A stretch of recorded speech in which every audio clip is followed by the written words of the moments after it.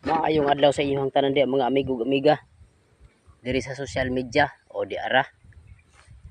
Luoy kay tong okra diri no, nagaguwang naman ning okra ay tulo ka adlaw ug upat ka adlaw ako kasubida.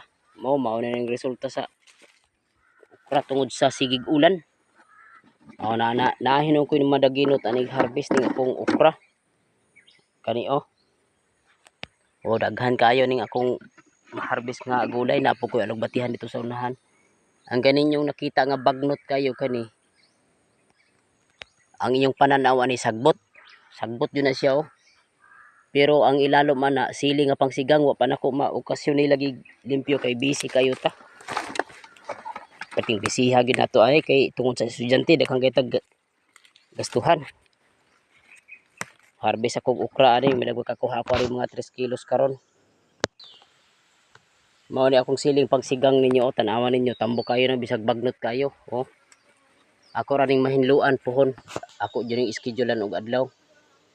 Ipakita na ko unya sa inyo ha akong alugbatihan po dito sa babaw. Mao ni akong bagong tanom nga agbati tanawan ninyo mga ma'am, sir.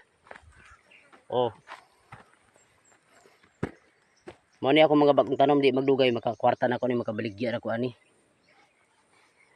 Pangonsumo ra ko di man maato kay akong mga anak di na gani mo kaon halos og gulay no kay pulan makapuol gyud sa tinuod lang.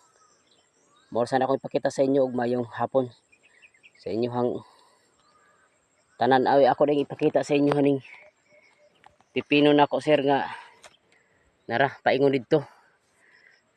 Di na ako halos maka-harvest ani kay ning akong pipino kay napoy laing nanguha din hinaw di pero dili tao sa tinuod lang kuan kusog man pud mukaon ning mga ilaga ani no.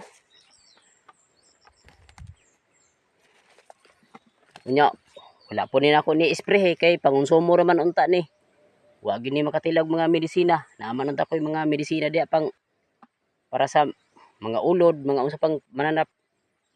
Pero gwapo man kay siya bunga, wala man siya hilabti pero karon ang ilaga mo'y ning atake ani.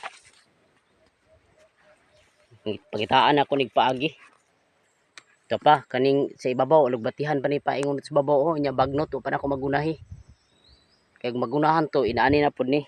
Inaani na pud ang resulta ni kung magunahan ni siya. Kana didto daghan kay ni akong kulikutan nga siling pangsigang kulikot nga Bisaya pero wala pa gid ako maasikaso. Ting bisiha. Kita taglaing sadlain sa ani dugay pa man muwak naman unta ni. Ya. Kinahanglan tag kwarta kay naalagi ta graduating rong sunod bulan sa grade 12. Kinahanglan og kwarta mo nang sadlain sa kog laing pangitag pamaagi. Wala sa ako mag-deliver sa bulad og isda kaya failure na kong bukton tungod aning ice. So undang-undang lang sa ko ana diri lang sa ko bukid. Dagko untag kwarta ang isda pero failure man pud kaayo ang atuang kuan ni ang atuang panglawas aning sig ice. Ako pay mo drive, ako pay mo kuan kuot sa isda.